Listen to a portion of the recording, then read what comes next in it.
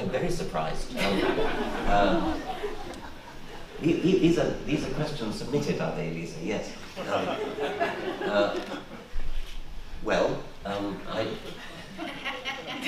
In one sense, it's actually no more absurd to worship Zeus and Apollo than it is to worship Jesus and Muhammad and Yahweh. I mean, they're all absurd. And in a way, the lesson we should take from the fact that virtually nobody nowadays worships the Olympian gods is that one day the same will be true. Yahweh, Jehovah, Allah will go the same way. I have kind of learned that those people who do claim to still worship the Olympian gods, perhaps they don't really worship them as superhuman people.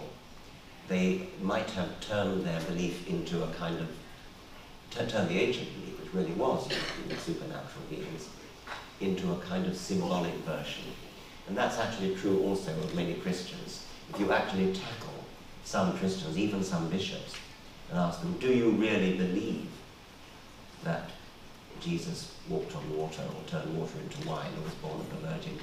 They will often say, oh no, that's just symbolic, we don't believe that anymore, etc., etc. And I suppose it's possible that some people who claim to worship the Olympian gods will say something like, oh well, we just use the word Apollo as a symbol for nature or something like that, or a symbol for the sun, something like that. I find that this whole idea of retaining something that looks like religion by calling it symbolic is pernicious, because it misleads people into thinking that there really is something in religion, when if you dig down deeper, you discover that actually it's all symbolic anyway and doesn't mean anything. But isn't it extraordinary that you would leave the mainstream religion and then make all the effort to have this eccentric, almost obsolete... Well, it depends on the motive. I could imagine that one motive for doing that would be to point out the absurdity of the mainstream religion, which is the purpose of the God of the Church of the Flying Spaghetti Monster. And the purpose of that is to say anybody can make up a religion, because religion is made up anyway. And so we're going to make up a new religion of the Flying Spaghetti Monster.